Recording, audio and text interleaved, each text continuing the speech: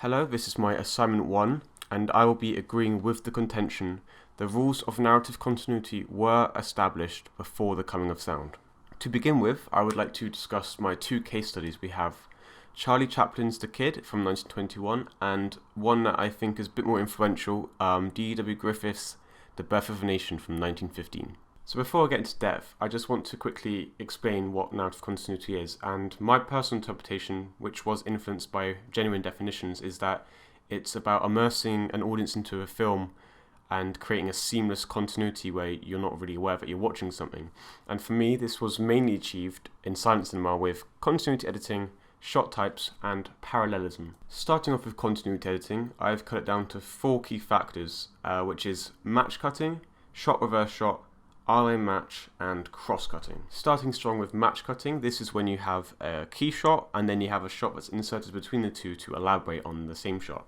So Dan Seiger has a take on this, and he says, through the match cutting of the two shots, the audience enters the scene at an instant of heightened emotion.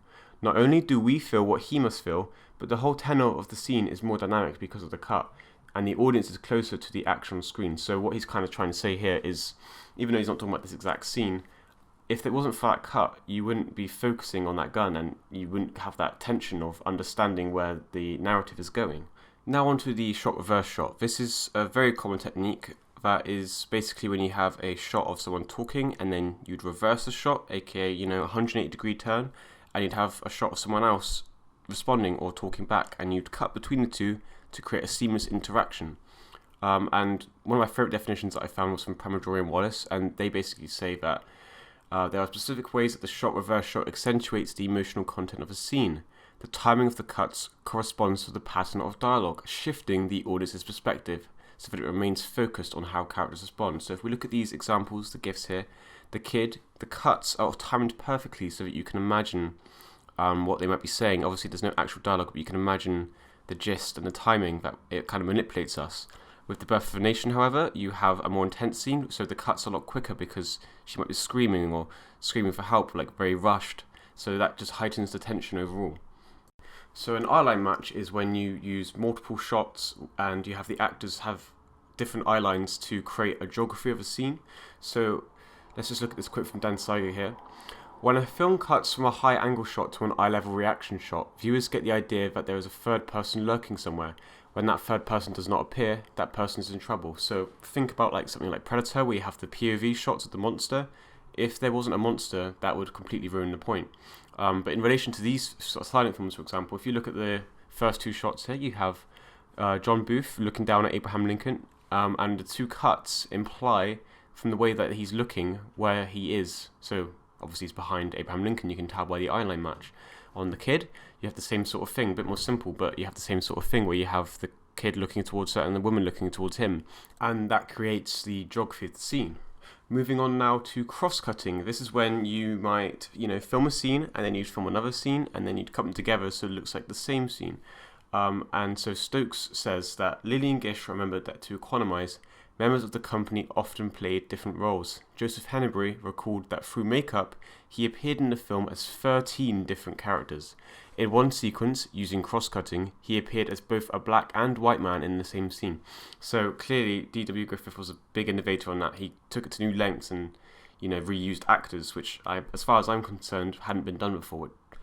Now we'll be looking at shot types. So this is basically something that was obviously very much relied upon in silent film without dialogue. So you'd have to use shots to tell the story. So for example, you'd have to draw focus to something by using a close-up, like in that gif of the man with the gun. Or to establish a scene, you'd have a long shot to show the area. Let's look at this quote from Gallen, which is where he talks about D.W. Griffith. He opens on a full shot of a cabin in the woods. He elaborates on the mood of the scene by following the trapper and his wife, with a camera pan from the cabin to the lake. Griffith then cuts into a medium 2 shot of the trapper and wife to show her helping her husband. The audience would have a hard time understanding what they were doing about moving the camera closer. Although Griffith had stumbled upon his technique of telling a story, apparently he didn't know what he had done. So what this kind of means to me is that he used this device of cutting between different shots to elaborate or show different parts of the story. Finally, on to parallelism, and this is when you have 2 seemingly unrelated shots that would, if put together, would create a narrative. So for example, you might have a fisherman catching a fish, and then you cut to a family eating fish and chips, you would assume that might be the story of the fish. So let's look at this quote from Stokes, who goes into it in relation to Griffith a bit more. Half a decade before Griffith directed his first film, Edwin S. Porter had employed what Iris Barry termed a rough form of cross-cutting to display parallel action of this kind. Griffith was quick, however, to embrace the technique. His skill at the kind of parallel editing required to stitch such shots together into a fast-moving narrative soon became clear. So if you look at the two pictures from The Birth of a Nation, you have the people dancing, and it's very kind of quiet and relaxed, where juxtaposed with the shot of the criminals. Obviously these are D.W. Griffith's views, I'm just saying in sense of the film, you have the kind of anarchist criminals, and these shots, you know, would seemingly be unrelated, but because they're put together, they create this sort of narrative. So to conclude, I would like to reiterate that the rules of narrative continuity were established before the coming of sound, and I've got an interpretation here that basically sums up the keys to film narrative. So Baldwell explains that film narrative consists of three systems: narrative logic, definition of events, causal relations, and parallelism between events. So think match cutting, cross-cutting, and parallelism. And then you've got the representation of time, and basically think about the shot reverse shot and how it was cut to replicate the pace of dialogue. And the representation of space, composition orientation, so think the eyeline match and shot types, how that can imply what the geography of the scene is. So yeah, we have looked at all of these today, and so I have no doubt in my mind that narrative continuity was established before the coming of sound. Thank you for listening, and here is my bibliography. Thank you.